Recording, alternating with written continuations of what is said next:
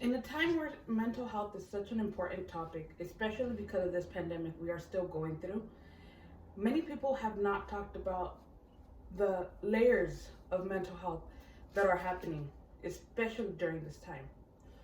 With the rising number of children and the rising number of new parents, I think one thing that has been left out and that we need to start addressing is postpartum depression, which is also known as PPD. What many people don't realize is that this can just come out of nowhere.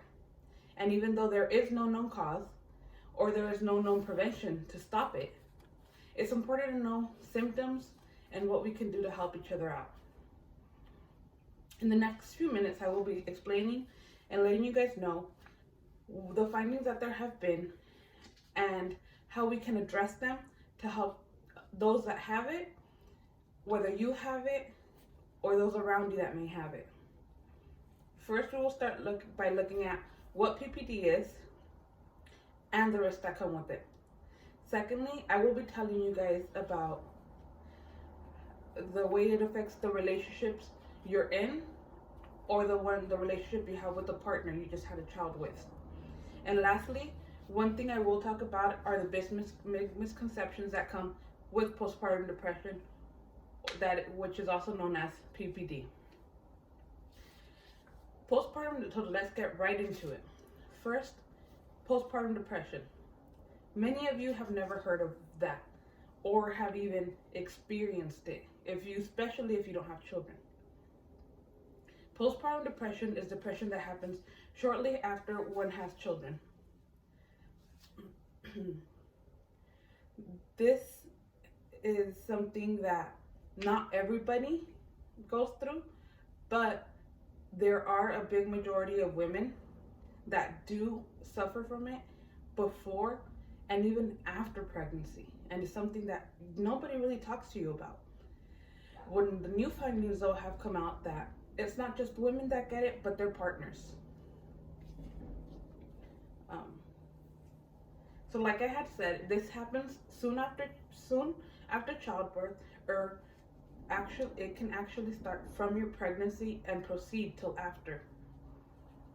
Archives of Women's Mental Health says and tells us that there are 3 levels as to which the risks come in. First one being strongly moderate, which would be the most severe one. Second one would be moderate, which is just, it's there, but it's not so bad. And lastly, small, which is you have it, but it's manageable, you're aware, and your work, it's pretty much will go away sooner than later.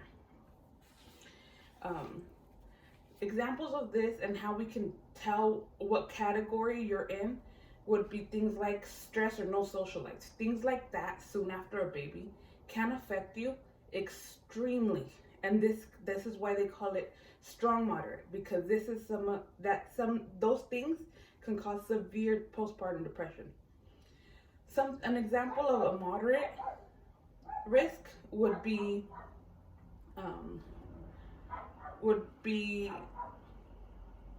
problems in the marriage, which as soon as, honestly, after you have a baby, the last thing you're thinking about is your spouse, sadly to say. But it's still not enough to where if the problems happen within your marriage to where it causes severe postpartum depression. It just happens to be helping this next stepping stone to get there.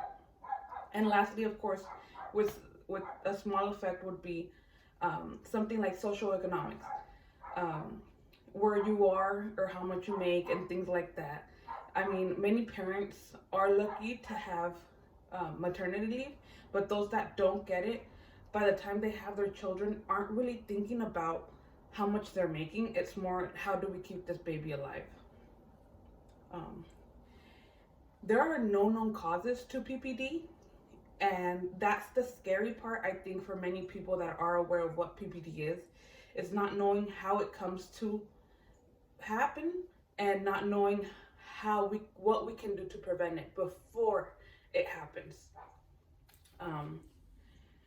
Many times, and especially if you're pregnant or you have been pregnant, or if your partner has, You will see if you go to the appointments that after a certain point, once you've progressed, normally it's towards your second trimester, that you start getting asked questions as to whether you're okay, whether you have suicidal thoughts. They start looking into you, not just the baby and your physical health, but your mental health. Diana Coulter, who wrote Edmund's Journal, tells us that no help equals a greater risk. Not asking for help has been one of the biggest things with postpartum depression, because we need to learn to ask for help so we can get the help before it progresses to something severe. Now that I've told you about the risks of PPD and what it is, I would like to move on and tell you guys about how PPD can affect your relationships. Couple and family psychology research and practice shows that spousal support is one of the most important things that you can have during your pregnancy. The Psychological Bulletin also tells us that stress is linked to depression. So if you are stressed and that stress is caused by the problems you're having at home, whether it be with your partner or those around you, it can affect those relationships.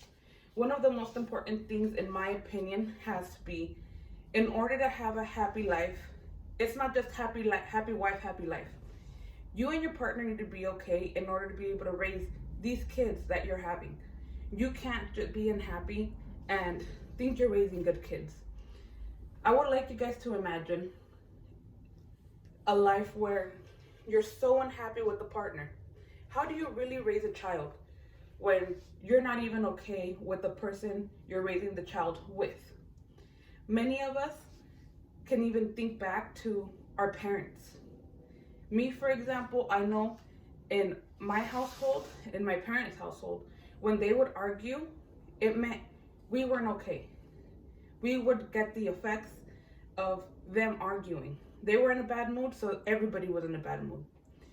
So we have to start thinking about things like that. And that's why I ask you guys to think and imagine being with someone you're not happy with, because that can cause a big effect on your children, whether you notice it or not.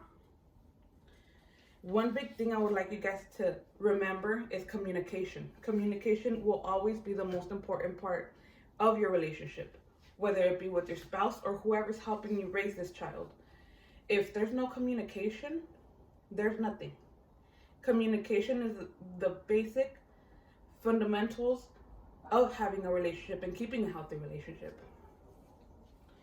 Now that I told you about how it can affect our relationships, I would lastly like to move on to the biggest misconceptions that come with PPD. One of the big ones is suicide. People automatically think that because you have depression, you are automatically suicidal. Not true.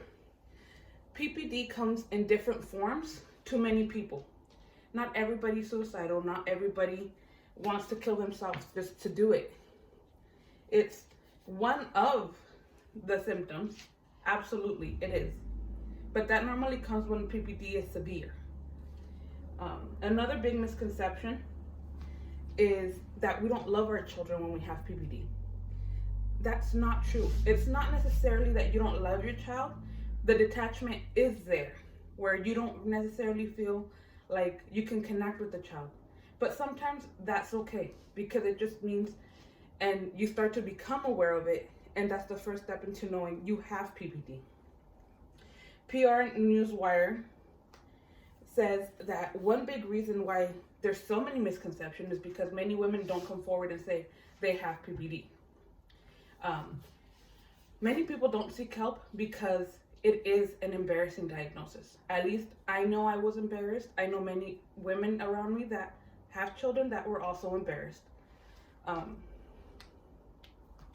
And another misconception is that people with PPD are less likely to have children. I had it with my first, and I am officially now on my third pregnancy. PPD doesn't necessarily mean you don't love your child or that you don't want any more children. It just means that you need that extra help emotionally and with the support around you. And like I had said, it's not the same for everybody. It does come differently. There's rage, there's crying, there's hopelessness. There's many things that come with it. But when you seek help, you can get it and you will receive it. And all those things will be put to the side. To conclude, I would like to not only ask that you guys start being aware of those around you that just have kids, but by also asking you guys to be aware for yourselves, for when either if you have kids or you're dealing with it now, to ask for help. It's okay and it happens. Nobody's perfect, and we just need to learn that we're not alone. First, I had told you about PPD and the risk that comes with it. Secondly, I told you about how it can affect the relationships you have and those relationships around you. And lastly, I explained to you the big misconceptions that come with PPD.